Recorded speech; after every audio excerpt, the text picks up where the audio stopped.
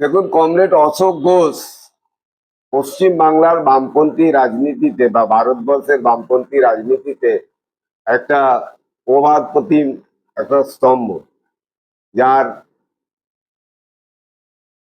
ইতিহাস আমাদের যারা যারা আমরা ফরওয়ার্ড ব্লক করি তারা নেতাজি সুভাষচন্দ্র বোসের মতাদর্শকে বিশ্বাস করে ভারতবর্ষের সমাজতান্ত্রিক সমাজ ব্যবস্থা গঠনের কথা বলি। কিন্তু কমরেড অশোক ঘোষ যখন রাজনীতি মাত্র 17 বছর বয়সে বাড়ি ছেড়েছিলেন সুভাষচন্দ্রের টানে, 1940 সালে যখন ফরওয়ার্ড ব্লক প্রতিষ্ঠা হয়, এই প্রতিষ্ঠা লগ্ন থেকেই তিনি ফরওয়ার্ড ব্লক বা সুভাষচন্দ্রের প্রতি আকৃষ্ট হয়ে তিনি বাড়ি ছেড়ে চলে এসেছিলেন, স্বাধীনতা আন্দোলনে অংশগ্রহণ করেছিলেন।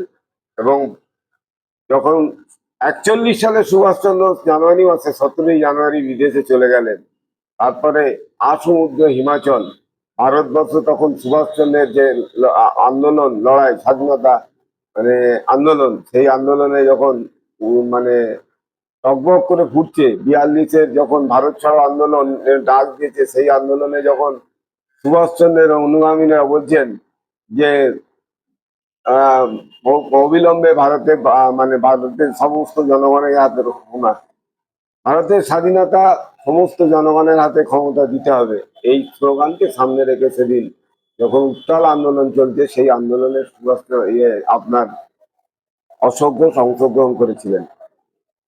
41 সাল থেকে তিনি 47 সাল পর্যন্ত বহুবার তিনি সারা পশ্চিম বাংলার প্রেসিডেন্সি জেল থেকে শুরু করে জলপাইগুড়ি জেল, সেন্ট্রাল জেল এবং আপনার দমদম জেল, বহু জেলে তিনি বহু বছর কারারুদ্ধ অবস্থায় ছিলেন স্বাধীনতা আন্দোলন করতে গিয়ে।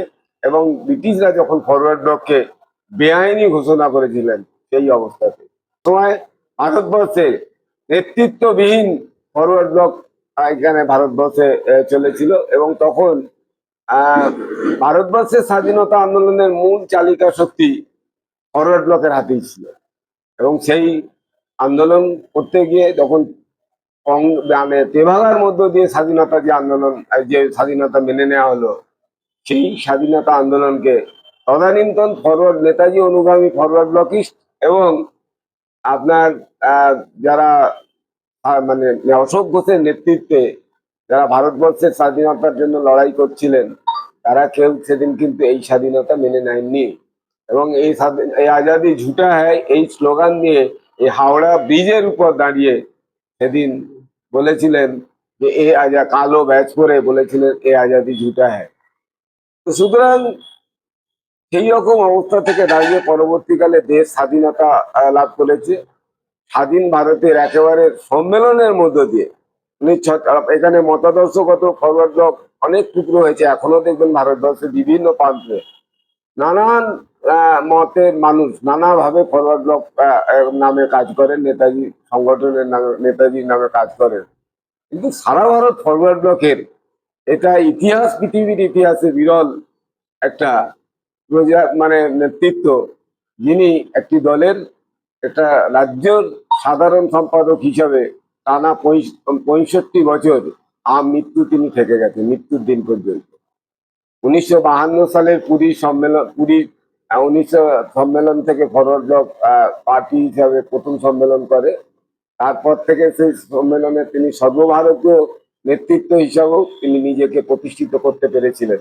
অশোক ঘোষ আজকের দিনে যারা ফরওয়ার্ড ব্লক করেন, যারা সারা ভারত ফরওয়ার্ড ব্লকের সভ্য সমর্থক বা আপামায় বামপন্থী আন্দোলনে যারা বিশ্বাসী, তারা সবাই 1977 সালে যখন বামফ্রন্ট গঠন হয়েছিল, সেই বামফ্রন্টের তৈরির অন্যতম প্রধান স্তম্ভ, অন্যতম প্রধান কারিগর যে 4 জন ছিলেন, তাদের মধ্যে ছিলেন প্রমোদ দাশগুপ্ত, কমরেড জননেতা কমরেড জ্যোতি বসু, আমাদের কমরেড চিত্ত বসু, কমরেড জননেতা কমরেড অশোক ঘোষ।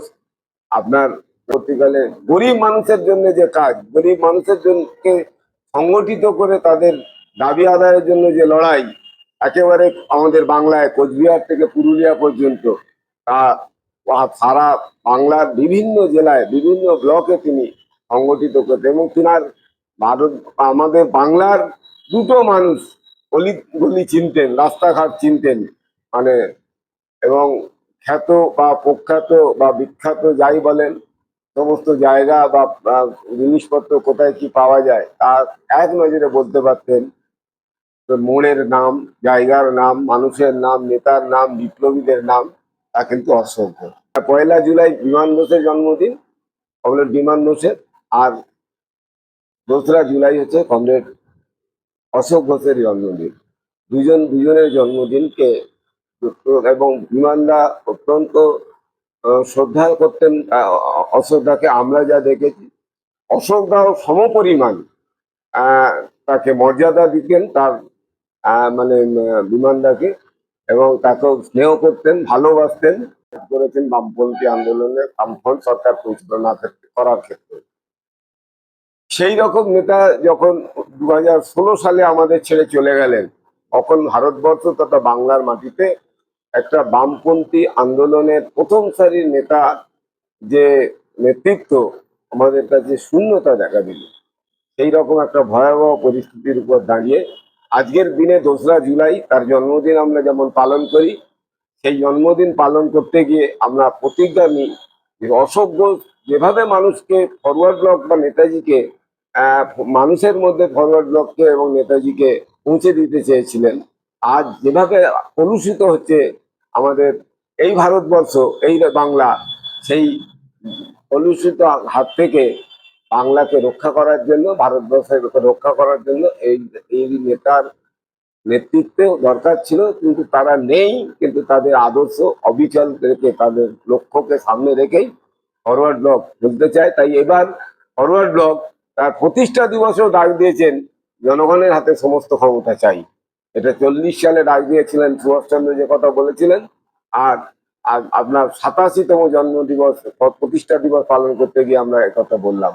এবং এই কাজকে ধারাবাহিকভাবে ভারতবর্ষে এবং বাংলার মাটিতে করে গেছেন অশোক ঘোষ। তাই অশোক ঘোষ একটা নাম, যা যতদিন চন্দ্রসূর্য থাকবে ততদিন অশোক ঘোষের নাম থাকবে।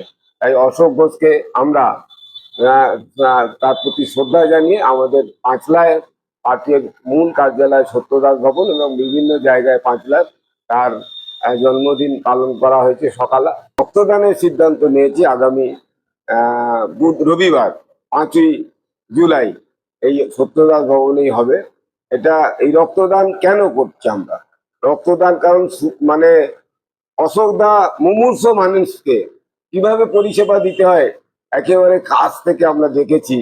তার পাশে থেকে তাকে এবং এই রকম ব্লাড ডোনেশন ক্যাম্প সংগঠিত করার জন্য তিনি নব প্রজন্মকে আপনার উদ্বুদ্ধ করতেন এবং মানুষকে পরিষেবা দেওয়ার কথা বলতেন। বলতেন মানুষের জন্য রাজনীতি, রাজনীতির জন্য মানুষ নেই। কিন্তু সুতরাং আমরা যারা সুভাষিস্ট, যারা সুভাষবাদে বিশ্বাসী, তারা মনে করছি সেই সুভাষবাদকে যারা ভারতবর্ষের মাটিতে প্রতিষ্ঠিত করতে চেয়েছিলেন, বাংলার মাটিতে প্রতিষ্ঠিত করতে চেয়েছিলেন, এই তাদের নয়নের মণি হিসাবে যতদিন বলছি, আগেই বলেছি, আমরা অশোক ঘোষ।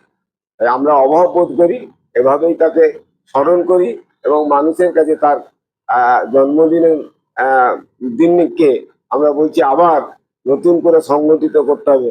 সেদিন ব্রিটিশদের বিরুদ্ধে লড়াই করতে গিয়ে দেখা গিয়েছিল তদানীন্তন সময় যারা ফ্যাসিস্টের কাজ করেছিল, তারা দেশ বিরোধী কাজ করেছিল। আজকে দেশপ্রেমী হয়ে গেছে তারা। আর যারা দেশের জন্য আত্মবলিদান দিয়েছিলেন, যারা প্রকৃত দেশপ্রেমী হিসাবে স্বাধীনতা আন্দোলনে কাজ করেছিলেন, তাদের আজকে ভূমিকাকে গৌণ করে দেখাবার চেষ্টা হচ্ছে।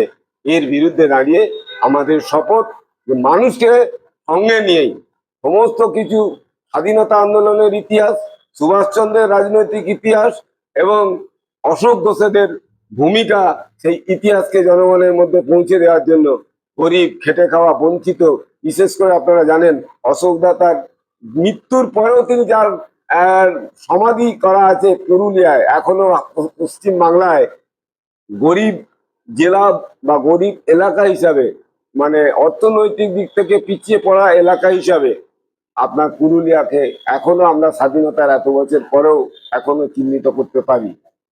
সেই জায়গাকে তিনি তার মৃত্যুর পর বেছে নিয়েছিলেন, সমাধি তার দেওয়ার কথা বলেছিলেন এবং সেখানেই সুইসায়, তিনি পুরুলিয়ার সুইসায় তিনি সুভাষ আশ্রমে তিনি নিজে হাতে যে আশ্রম তৈরি করেছিলেন সেই আশ্রমে তিনি আছেন, সমাধি তার সেখানে আছে।